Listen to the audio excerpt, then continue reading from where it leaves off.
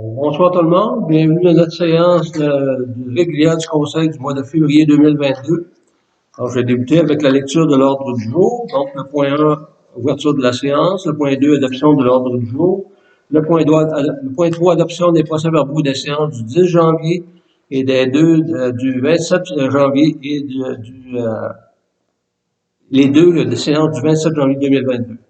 Le point 4, approbation des comptes. Le point 5, correspondance. Le point 6, administratif. 6A, fonctionnement de la municipalité en fonctionnement des décrets de la COVID-19. 6B, adoption du règlement 2022-01, code d'éthique et de déontologie des élus. Le 6C, dépôt de la lettre de la mission de l'audit de conformité, transmission du rapport financier. 6D, traitement des taxes non payées en prévision des ventes pour le paiement de taxes. 6E, avis d'émotion en présentation du règlement 2022-02, décrétant le taux de la taxe foncière générale, la taxe spéciale et des services pour l'année financière 2022. Le 6F, Vidéotron, fin de l'entente de service en mars pour l'héritage et les complexes. Le point 7, travaux publics. 7A, lignage de rue. Le point 8, incendie et sécurité. Le point 8 doit être remis à une prochaine séance. Le point 9, eau potable. Le point 9A, demande de révision de salaire de l'opératrice de l'eau potable et des eaux usées. Le point 10, eau usée. Le point 11, loisirs. 11A, comité des loisirs, augmentation des puissances des antennes Wi-Fi. Le 11B, clarification des fonds disponibles pour les loisirs. Le 11C, activité bouteille au temps. Le 11D, pacte rural, résolution pour déposer le projet pour remplacer le module de jeu. Le 11E, avance prétemporaire pour l'achat de suite d'acceptation du projet URLS. 11F, procès verbal du comité des loisirs du 12 et du 24 janvier 2022. 12.12, résolution diverse. 12A, participation au projet bonifié d'une mise en commun de génie civil. Le point 13, varia. 13A, celui de l'installation de la fournaise. Le point 14, période des questions. Et le point 15, la veille de la séance. Donc, ça prendra un proposeur et un secondaire pour l'adoption de l'ordre pour l'ouverture de la séance de ce soir. Donc, M. Brabi propose. M. Talbot seconde. Au point 2, adoption de l'ordre du jour, ça prendrait un proposeur et un secondaire pour adopter l'ordre du jour d'aujourd'hui. Donc, M. Laprise propose. Mme Vermette seconde. Parfait. Donc, au point 3, adoption des procès-verbaux des séances du 10 janvier et les deux séances du 27 janvier 2022. Donc, on a eu en documentation le procès-verbal de la séance du 10 janvier 2022. Est-ce qu'il y avait des corrections à faire au procès-verbal? Si vous êtes d'accord avec ça, ça prendra un proposeur et un secondaire pour adopter ce procès-verbal. Monsieur Giroux propose, Madame Bernard seconde, parfait. Et pour celui-là, le prochain, c'est la séance spéciale qu'on a tenue le 27 janvier. Donc, c'était pour l'adoption du budget. Est-ce que c'est conforme à ce qu'on a passé durant la séance? J'imagine que oui. Si vous êtes d'accord, ça prendrait un proposeur et un secondaire pour adopter le procès-verbal. Donc, Mme Vermette propose. M. Laprise seconde, parfait. Et c'était pour reddition de compte du programme d'aide à la voirie locale. Ça prendra un proposeur et un secondaire aussi pour adopter le procès-verbal. M. Talbot propose. M. Giroux seconde, parfait. On s'est rendu au point 4, approbation des comptes. Donc, vous avez eu, en séance de travail, la documentation pour les comptes de janvier 2022. Donc, est-ce que vous aviez des questions à propos des comptes à payer pour 2022, de janvier 2022? Donc, s'il n'y a pas de questions, ça prendra un proposeur, un secondaire pour qu'on puisse payer nos comptes. Madame Bernard propose. Madame Vermette seconde. Parfait. Ça va pour ça. On s'est rendu au point 5, correspondance. Point 6, administratif. 6A, fonctionnement de la municipalité en fonctionnement du décret de la COVID-19.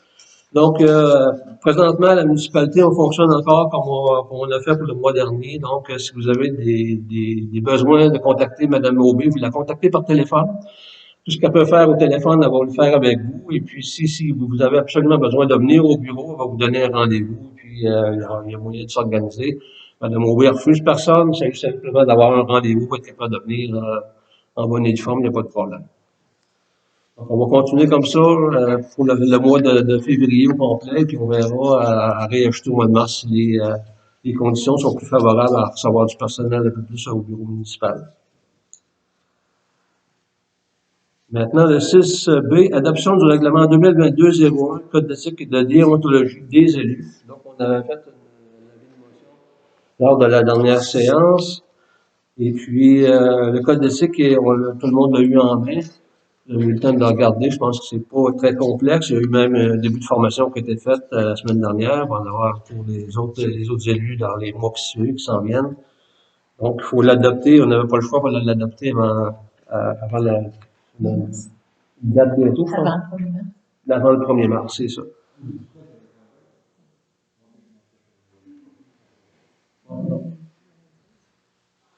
Fait que ce document-là, si des gens de la municipalité voudraient le voir, donc il est disponible à la municipalité de consultation, c'est pas un problème. C'est pas un secret pour personne. Si les gens veulent le voir, il va être disponible à la municipalité de le consulter.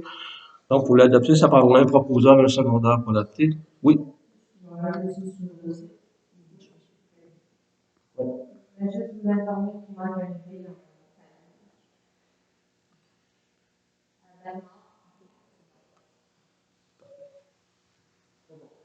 Monsieur Laprise propose. Madame Vermette, seconde. Parfait.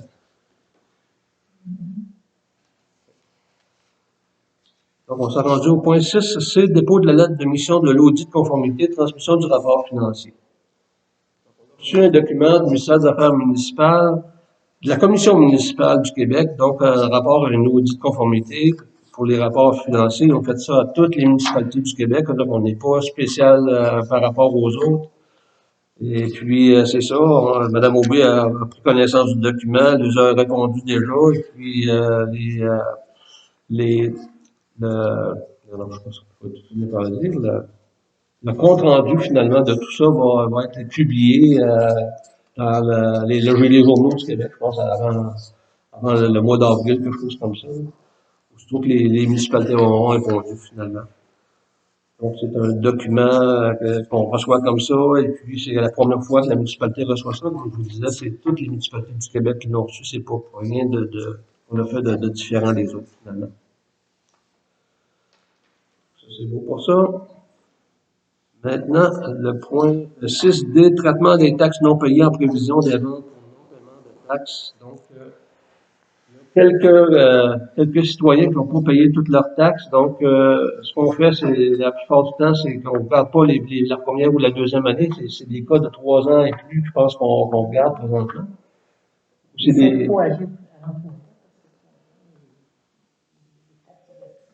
Ouais, c'est ça, mais dans les c'est des cas les plus majeurs, c'est ça. Quand ça dépasse au-dessus de 1000 $, donc Mme Aubé, elle envoie un avis, peu importe, puis même avant ça, elle envoie un avis pour que les gens puissent payer leurs taxes. Si les gens ne réagissent pas, Mme Aubé envoie par la suite une lettre enregistrée pour leur dire, ben là, si vous ne payez pas les taxes, ben là, on va vous envoyer en vente pour non-paiement de taxes. Donc, c'est la manière qu'on fonctionne. Et puis, dans le cas présent, on a 5 ou 6 adresses. Non, qu'on voit éliminer, il reste 4 adresses, c'est ça qu'on va envoyer des lettres enregistrées pour non-paiement de taxes. Donc, ça arrive toutes les années, puis cette année, c'est pas bien que les autres, malgré la COVID et ainsi de suite. Donc, c'est des circonstances qui arrivent des fois qu'on n'a pas le choix de faire. C'est beau pour ça. Le point 6E, avis de motion et présentation du règlement 2022-02 décrétant le taux de taxe foncière générale, de taxe spéciale et de services pour l'année financière 2022. C'est le règlement de taxation, donc on va voter cette semaine, mercredi qui vient. Donc, une séance spéciale mercredi soir. Donc, ça prend un avis de motion, tout simplement, pour pouvoir présenter le règlement de taxation et puis pouvoir l'adopter mercredi. Ça va? On va faire la présentation. Oui, est-ce que vous le lire, ça? Pas le lire. OK. Ouais, ben, je peux vous donner les grandes lignes, finalement. Donc, pour ce qui est de l'administration générale, donc, on a des montants de projetés de 219 386 sécurité publique incendie, 58 315, les transports, 241 861, hygiène du milieu, 112 810 aménagement urbaniste, 32 728, loisirs et culture, 25 200, remboursement de capital, 90 620, et intérêt de 19 080 pour un montant total de 800 000 de municipal. Donc, pour ce qui est des taxes comme telles, donc, la taxe foncière générale, 92,1 sous du 100 d'évaluation. La taxe foncière pour ce qui est de la Sûreté du Québec à 0,792 $ du 100 d'évaluation. Sous du 100 d'évaluation, excusez-moi. La taxe foncière spéciale, objet divers, donc pour le camion d'incendie, 3 sous 0,5 pour le 100 travaux d'eau potable, règlement 99-160, 0,155 sous. Travaux d'eau potable et eau usée, règlement 2008-05, 2 sous, 0,8 sous. Donc, ça va comme ça. Taxe spéciale aqueduc, une unité à 192 $.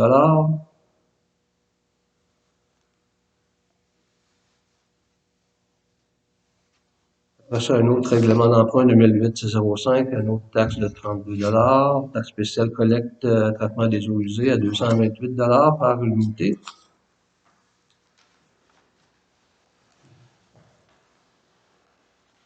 Taxe de service pour l'entretien du réseau d'aqueduc, toutes les résidences principales, résidences secondaires et commerces 201 $.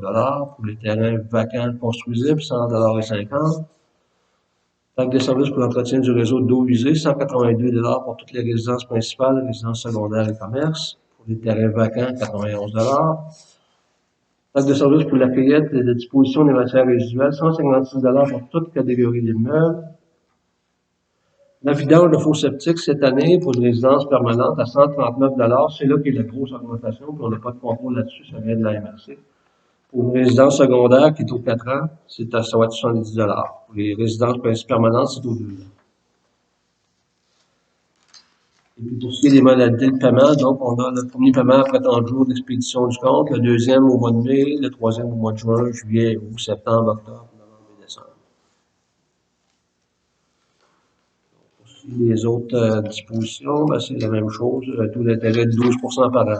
12% par année si les gens peuvent pas payer les taxes. Et puis, des frais de 40 $ si les contribuables font un chèque, un chèque sans fonds, finalement. C'est pas mal ça. Donc, ça prendra une personne qui fait la de motion ce soir, tout simplement. Donc, M. Giroux fait la de motion.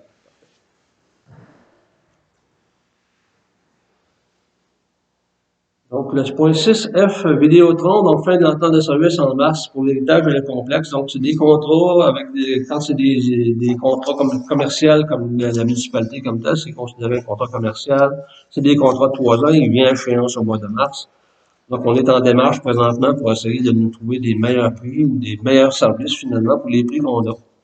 Donc, on a contacté la compagnie TELUS qui travaille à nous faire une soumission pour bientôt. Et puis, on va contacter aussi la compagnie Vidéotron qui nous donne le service présentement pour voir s'ils peuvent nous faire des meilleurs services et des prix un petit peu plus raisonnables que ce qu'ils nous font présentement. Donc, ça va être à suivre. Et puis,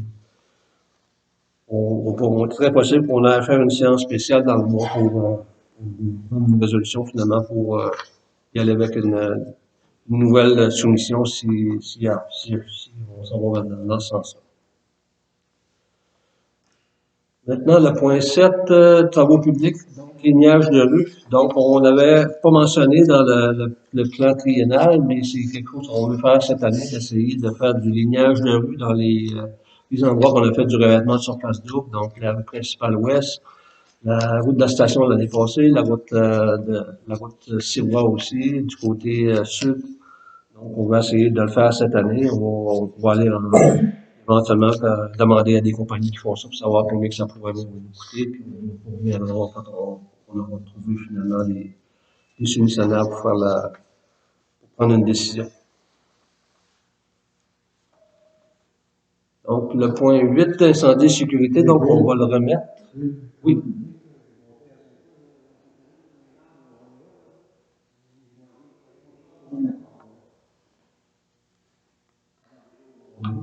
OK.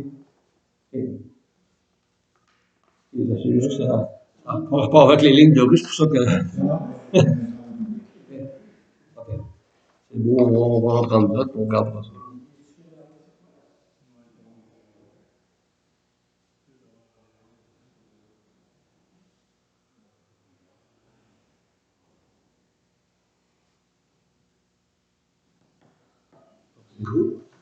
Donc, le point 8, incendie et sécurité. Donc, on va remettre ça à une réunion pour la prochaine. Donc, on a encore des choses à regarder de ce côté-là.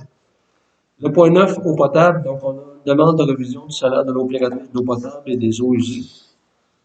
Donc, notre opératrice a fait de lettre.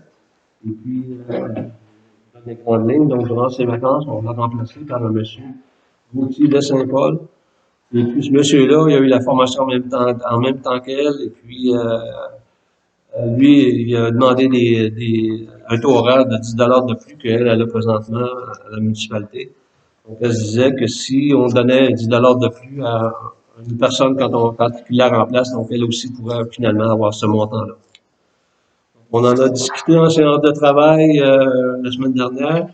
Et puis, je pense que du côté, c'est une très bonne employée en passant, donc c'est une personne qui est très fiable.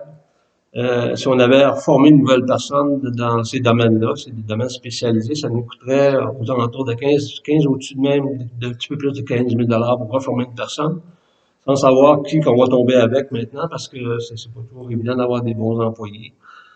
Et puis, c'est ça, éventuellement, il y a un projet à travers la MRC on pourra peut-être regarder pour avoir différentes personnes qui pourront faire le travail quand il manque quelqu'un comme ça, là, mais présentement, on aimerait bien la garder. Je pense que ça vaudrait la peine de lui accorder le 10 de plus qu'elle demande. Et puis, je pense que les conseillers étaient d'accord. Est-ce que ça prend un vote? Vous êtes tous d'accord finalement? Donc, ça serait pas mal unanime. Pardon? On va faire une résolution. Oui. Donc, ça prendra un proposeur, un secondaire pour donner le 10 de plus à notre employé. Donc, M. Rabi propose. M. Talbot seconde. Et puis, tout le monde semblait d'accord. Oui. Parfait. Donc, le point 10 au usé, on n'a pas de point pour ce soir. Le point 11, les loisirs. Le point 11A, comité des loisirs, augmentation des puissances des antennes Wi-Fi. Donc, on a discuté avec les gens des loisirs, Mme Bernard, principalement. Donc, ils demandaient que la municipalité puisse peut-être éventuellement installer une antenne Wi-Fi qui partirait du clocher de l'église, qui serait dirigée vers l'édifice des loisirs pour pouvoir donner accès au Wi-Fi aux gens qui sont dans l'édifice des loisirs. Donc, c'est quelque chose qu'on va regarder. Il y a deux possibilités. Soit qu'on va le regarder avec les compagnies qui vont nous donner des soumissions pour l'informatique, les contrats informatiques et communications qu'on a présentement, qui vont être à échéance au mois de mars. Si c'est pas eux qui peuvent faire le travail, donc on a une autre compagnie qui a fait l'installation de la borne Wi-Fi ici à l'édifice municipal, donc on va nous donner des prix. Donc, aussitôt qu'on aura des prix, on pourra repasser ça en séance du conseil à la prochaine séance et puis pouvoir donner plus d'informations là-dessus. Point 11B, clarification des fonds disponibles pour les loisirs. Donc, on va vous laisser la parole, Mme Aubry. Oui, ben, il y avait eu une réserve de fonds l'année passée parce qu'il y avait pas eu de temps. Puis, c'était un montant de 4 800 qui est disponible pour les activités présentement de la patinoire. Donc, c'était de ces fonds-là qui était question. Parfait. Donc, ça va être classé le point, c'est correct. Le point 11C, activité bouteille au tombe. Donc, Mme Bernard nous avait parlé de quelque chose, je ne sais pas si on peut le re-mentionner, mais ça va être loin un petit peu pour les gens qui vont vouloir l'entendre, peut-être avancer un petit peu. Oui, juste que les gens entendent au moins. Donc, nous, vu qu'on n'a pas beaucoup de fonds en tant que dans les loisirs, on a décidé de faire un peloton pour ramasser des sous pour commencer à regarder pour des projets futurs pour la municipalité. Donc, la fin de semaine après Pâques, on va envoyer une fiche là, sur Facebook, par courriel, mentionnant comment qu'on va procéder. Mais on va ramasser canettes et bouteilles pour se faire un coup d'argent pour les activités futures. La fin de semaine après Pâques. Parfait.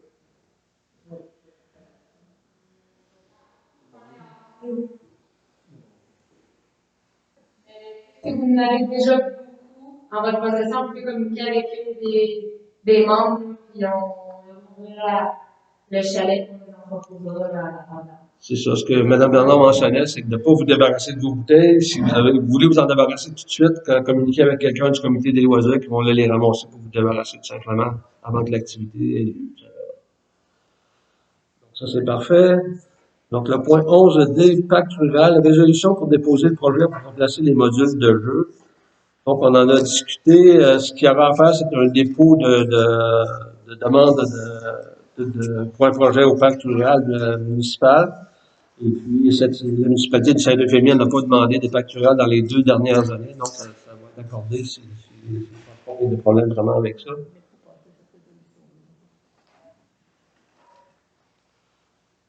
Donc, est-ce qu'on fait une résolution ce soir? Oui. Ben, si vous voulez faire. Si vous voulez le déposer pour le mois de mars, c'est ça? Ouais. On a une rencontre avec France demain. Ça faisait moins à faire C'est bon. Donc, en gros, le projet, c'est de remplacer les modules de jeu, puis c'est un budget qui était regardé pour ça pour un montant dans un entour de 25 000 $. Donc, dans un cas semblable, la municipalité, elle a 10 20 à payer pour la. C'est ça. Pour pouvoir éventuellement avoir cette subvention-là de 25 000 $ qui vient de la MRC.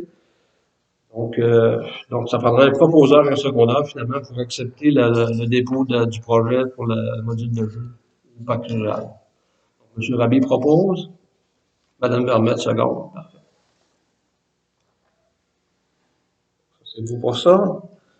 Point 11E, avance prétemporaire pour le choix de suite à l'acceptation du projet URLS. Donc, je vais vous laisser Mme Aubé mentionner ce qu'il y en est. Vont déposer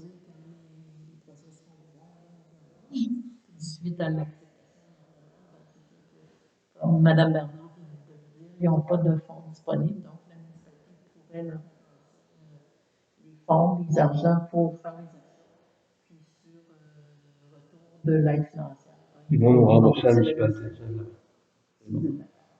Donc, ça prendra une résolution pour ça.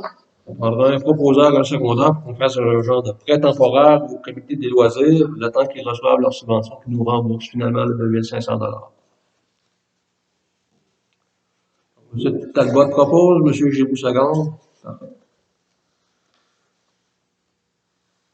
Donc, le point F, procès-verbal du comité des loisirs du 12 et du 24 janvier 2022. Donc, ça a été déposé à l'ordre du jour pour les conseillers qui en prennent connaissance. Donc, est-ce que les procès-verbaux, éventuellement, est-ce qu'on va les voir au niveau de la municipalité sur notre site Internet? C'est quelque chose que ça vaudra la peine d'être publié ou? si la population veut savoir qu'est-ce qu'on a fait, qu'est-ce qu'on envisage de faire, ça pourrait être. Il n'y a rien de secret là-dedans. Comment? Il n'y a rien de secret là-dedans. Il n'y a rien de secret là-dedans. Bon, c'est ça. C'est quelque chose de secret, peu importe, en attendant qu'il soit publié sur le site Internet, les gens qui voudraient le voir, ben, vous pouvez venir à la municipalité, puis il y aura possibilité de le regarder. On peut publier sur le site Internet. Ouais. Ça va valoir la peine, je pense. Ça informerait les gens aussi en même temps.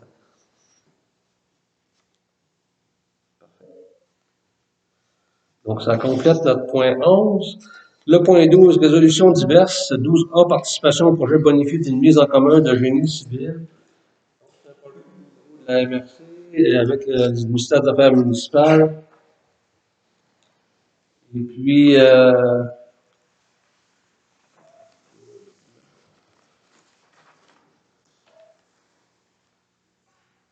Donc, c'est ça.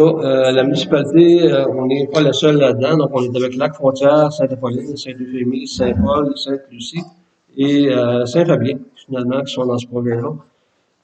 Excusez-moi.